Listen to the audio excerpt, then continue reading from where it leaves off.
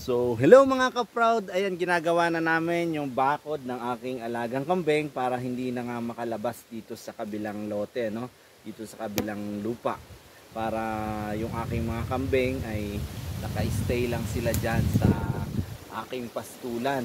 So, yung nasunog ay na-repair na rin namin at ito nga yung extension ko na pinakita ko sa inyo nung nakaraan na sabi ko ay gagawin ko. So, ayan, ginagawa ko na para mas malawak yung mapaggalaan ng aking mga alagang kambing. So, andito yung aking pamangkin.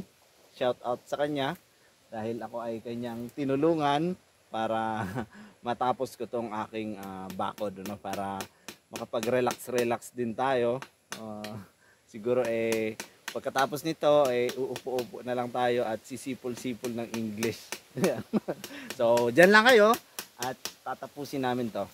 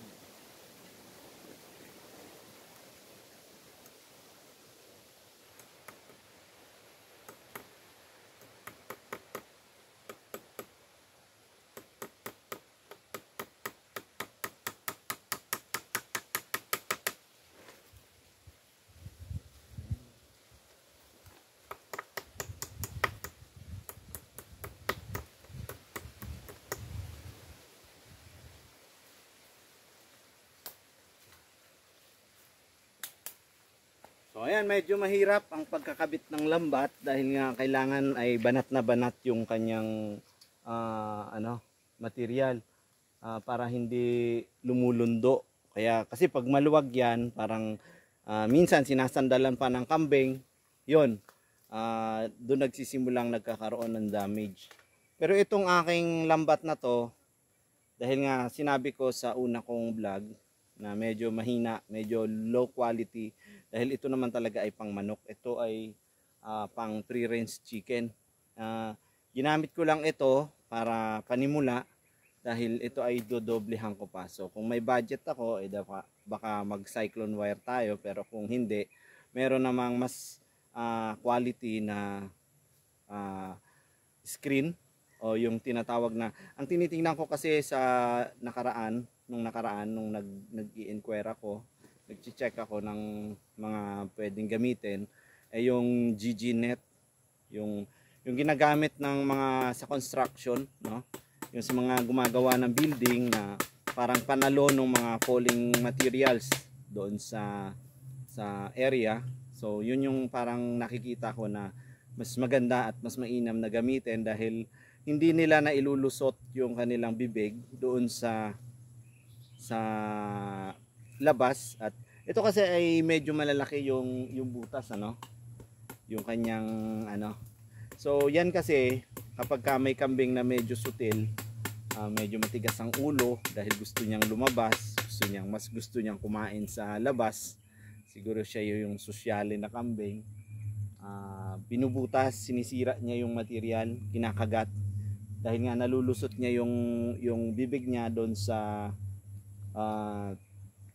lambat, kaya kinakagat. At ang kambing ay ang ginagamit na pangputol ay bagang, dahil ang harapan naman ng ngipin ng kambing ay wala siyang pang itaas. Sa baba lang may ngipin sa bandang harapan ng kambing. So bagang ang pinampuputol, kaya naisip ko na mas maganda sigurong gamitin yung GG net nga para hindi na ilulusot or wala siyang mailulusot na anumang parte ng bunganga niya para maputol yung materials or ma-damage niya yung materials. So, yun. Maganda na rin yun. Medyo mas mababa kumpara doon sa cyclone wire. Ano? Yun nga lang, syempre, yun ay nasusunog din. Kaya, ang aking remedyo dito or ang aking pamamaraan na lang ay kailangan malinis yung palibot ng aking bakod para iwas na ulit dun sa nangyari nung nakaraan na nagkaroon ng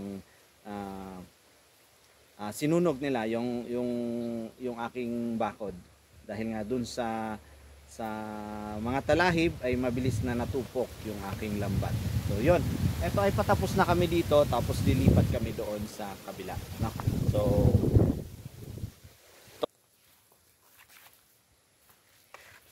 wala tayong gulpi. Ito lang, putulin ko na ito dito.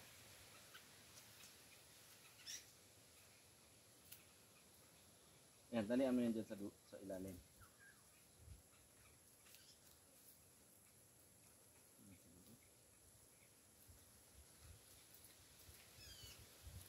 Pagawad na, konsehal na vloggers ba?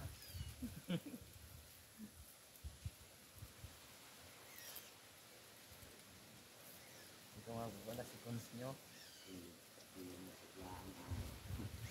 Pagawad na vloggers ba? Ano ka ha? Yan.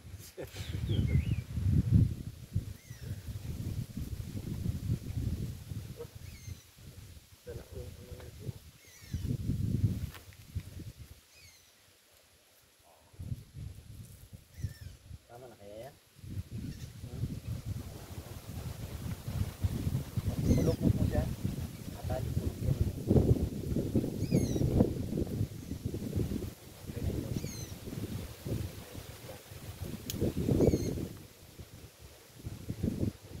So, atali mo dito. Yan.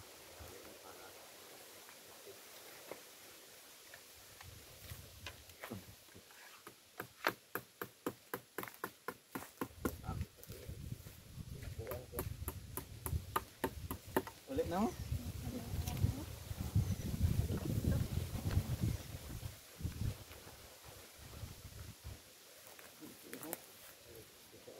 Ay,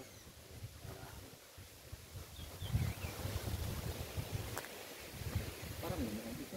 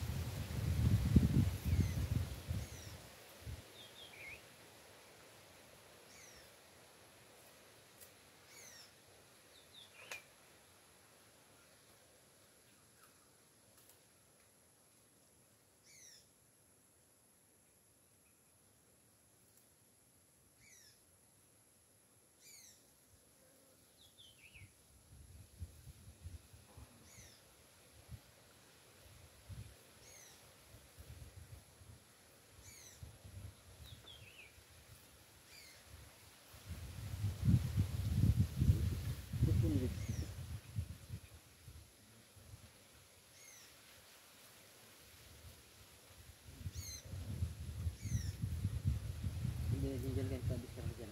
Tanggalin mo. Para Na ano dito.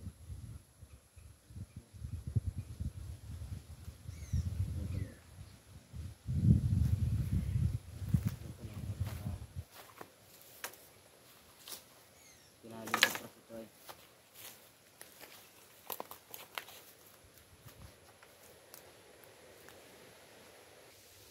So ayan mga ka-proud, malapit nang matapos yung aking bakod ng aking kambing dito sa parting ito. Pero medyo malawak-lawak pa talaga tong aming tatrabahuin dahil nga talagang ito ay kabuuan na, no? Naka-ready na yung aking lambat at yung aking mga poste, yung iba ay naka-set up na doon. So itong parte na ito ay tapos na namin ngayon. Tsaka yan, lilipat kami dyan. Tapos yung pababa naman kasi ito ay hanggang dun. Paakyat pa to. So kung mapapansin ninyo, no? Makita ko sa inyo yung lago ng damo or lago ng mga ipil-ipil na nandyan. Yan ay aking ipapakain lahat sa aking mga alagang kambing kapag nakabakod na to. Iniiwasan ko lang na pumunta dito at magpakain ng aking mga alagang kambing dahil nga lulusot sila dito sa kabila, no? Makita ko sa inyo, ayan. Dito sila pumupunta at dumidiretso sila doon sa baba. Papunta doon sa may mga tanim. Doon lang naman may nagtatanim. Dito wala na ditong nagtatanim. So yan. Dito ay walang nagtatanim sa babang ito. At doon lang sa gawiroon may nagtatanim. Kaya doon medyo mahirap, no? Medyo talagang delikado kapag nakapunta yung ating mga alagang kambing, yung aking mga alagang kambing. Kaya maglalagay ako dito ng sara. Ayan, pakita ko sa inyo. Yan.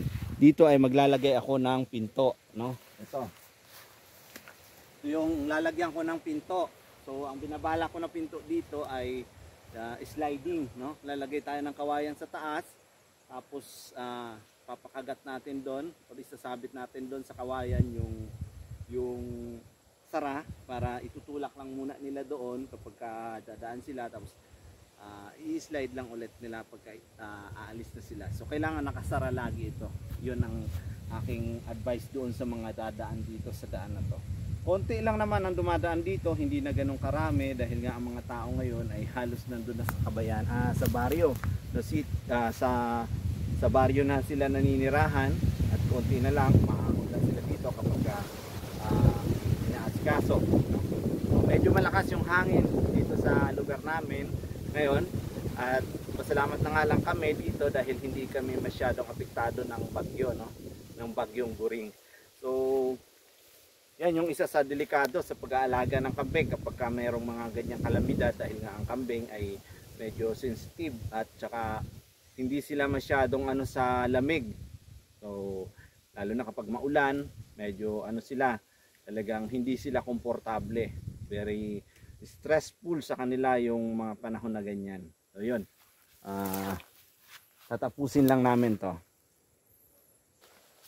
So ayan, tatapusin na namin to dito sa gawin na to, no? Ito yung pinakang ng pintuan. Hindi pa nakaya to. Okay, lagyan ng bato. Lagyan ng bato.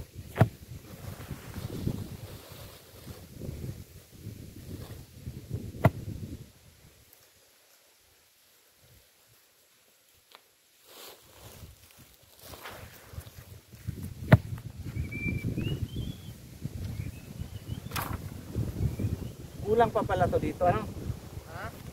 Ay, may tira pa tayong mga poste doon. Dali mo na lang dito.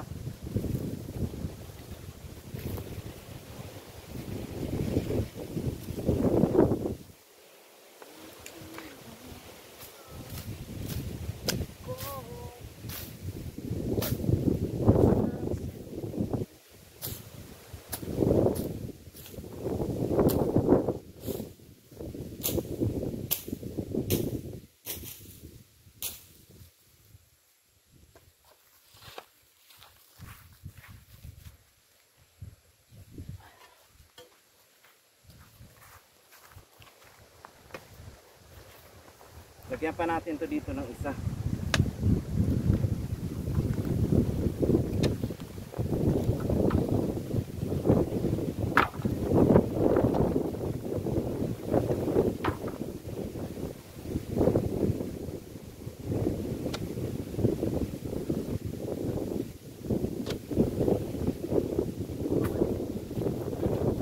Yan ang tuwid.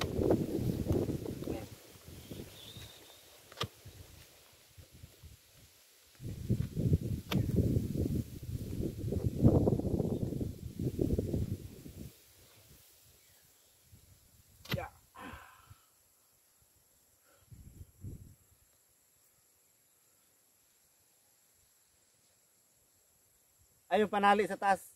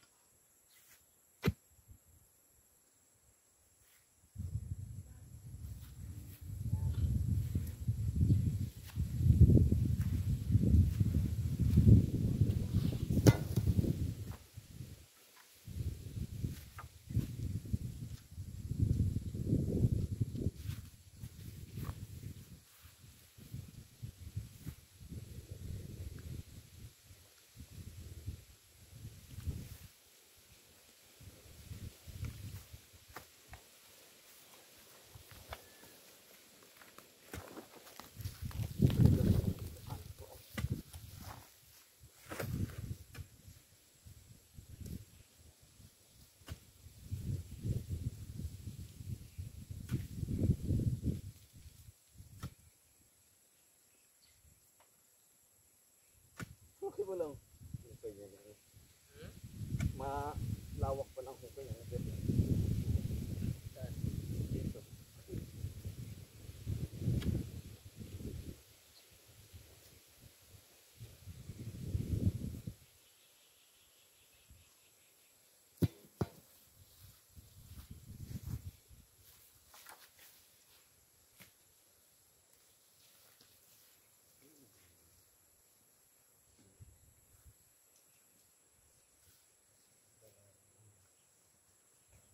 Ay, nasa yung itim.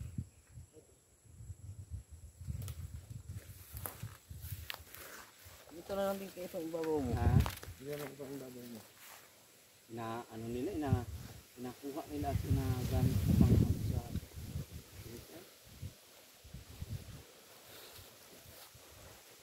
adoblihan na lang natin ng nylon to. Dahil naubusan kami ng nylon, so nylon talaga yung ginagamit ko. Ito, oh. Kita ko sa inyo yan. Nylon talaga yung ginagamit ko dito sa taas. Kaya lang naubusan kami, so ang ginagamit ko muna ay itong pang trellis, no? Ito yung ginagamit ng nagtatanim ng sitaw. So shout out kay Merlita Marasigan. So napakalawak ng sitawan mo. At yun nga, bala ko na ring magtanim ng gulay. Tinatapos ko lang talaga itong bakod ko. And then kapag nabakod ko itong kabuuan ng aming lupa, sa pipiliin ko kung alin yung magandang pwesto, magandang lupa, ay doon ako magbabakod ulit ng gagawin kong taniman ng mga gulay. Dahil nga meron tayong mga goat manure na pwedeng gamiting organic fertilizer. So yan yung advantage ng nag-aalaga ka ng kambing. So magkakaroon ka ng organic fertilizer na pwede mong gawing pataba. Yung tae lang ni ay. Loob ako, labas. Sa loob ako dapat ano.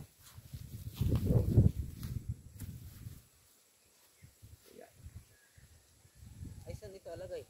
Ha? Dito na lang ito sa labas i-start o sa loob? Sa loob. Sa loob yan. At pagbangka ng kambing, itutulak yan. So yun yung pagkabit ng lambat. Pag magkakabit kayo ng lambat dito sa loob. Dahil pagka tinulak ng kambing, so mahaharangan ng ating poste, no? So kapag sa labas kayo naglagay ng lambat, kapag tinulak ng kambing, so walang puwersa, hindi makakaharang yung poste. Yan. Tabasin mo yung mga kugon-kugon dyan. At dami kayo.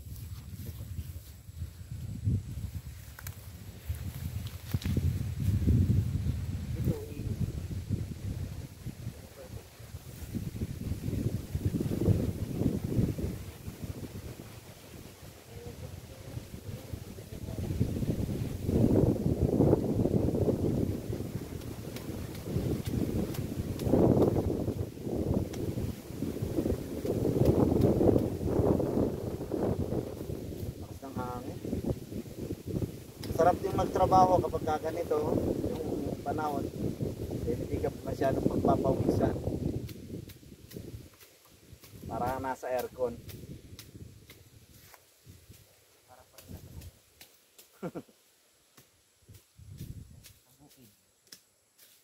may napapatid. Dahan lang, dahan lang. Ayan. Ayan. Masyadong maliit yata ito. Balta mo na lang yan. Palta natin ng malaki. Yan ay pang singit lamang. Pag binangga yan ay isa ay.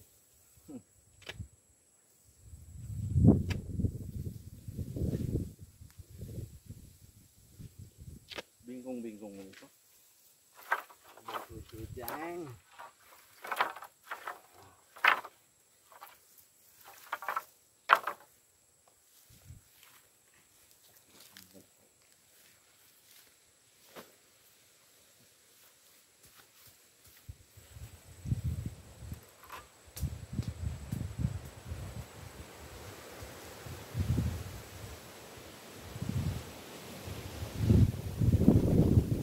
Ganito lang yung pagkabit. Ano, panik sa taas. Pero mas maganda talaga kung nylon yung ginagamit natin.